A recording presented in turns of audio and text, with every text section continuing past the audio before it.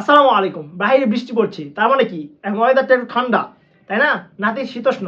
তো আমরা যদি এই ওয়েদারের সঙ্গে সঙ্গে আমরা যদি কিছু ভোকাব জেনে নিই তাহলে কেমন হয়? Let's see. Weather vocabulary. Chilly মানে ঠান্ডা। তো আমরা এক্ষেত্রে একটা সেন্টেন্স ইউজ করতে পারি। সেন্টেন্সটি হচ্ছে the weather is quite chilly today. আজকের আবহাওয়া বেশ ঠান্ডা। দেন আমরা যদি এখানে দেখি ফ্রিজিং, জমে যাওয়ার মতো ঠান্ডা। এটা দিয়ে একটা আমরা বাক্য বলতে পারি, that is it's absolutely freezing outside today. বাইরে একবারে জমে যাওয়ার মতো ঠান্ডা। It's absolutely freezing outside today.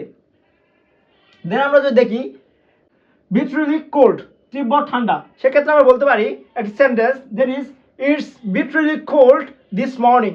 আজকে সকালে খুবই ঠান্ডা বা তীব্র ঠান্ডা বলতে পারি। নেপি, নেপি মানে কাঁপানো ঠান্ডা। এখানে আমরা আরেকটি সেন্টেন্স বলতে পারি, সেটা হচ্ছে there is a nippy breeze today.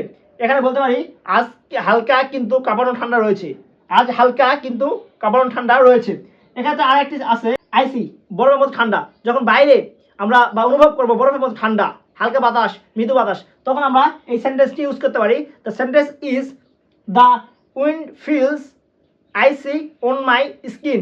বাতাসটি আমার গায়ে বরফের মতো ঠান্ডা করছে, এটা আমরা ব্যবহার করতে পারি। দেন আমরা যদি দেখি ফ্রিজিং কোল্ড, গায়ে বাঁধে। আমরা যখন বাইরে যাই তখন হঠাৎ করে একটা দুমকা হাওয়া এসে আমাদের গায়ে প্রবেশ করে, শরীরে ধাক্কা দেয়, মনে হয় আমাদের গায়ে ফুটে গেল, এমনটা লাগে। সেক্ষেত্রে আমরা এই সেন্টেন্সটি ব্যবহার করতে পারি এবং ওই সময় আমরা এই ওয়ার্ডটি, এই ভোকাবটি আমরা ব্যবহার করতে পারি। দ্য ভোকাব ইজ ফ্রিজিং কোল্ড, গায়ে বেঁধে যায় এমন। এক্ষেত্রে যদি আমরা একটা সেন্টেন্স ব্যবহার করি, the sentence is freezing cold is hard to tolerate. মানে তীব্র বাতাস, ঠান্ডা সহ্য করা কঠিন।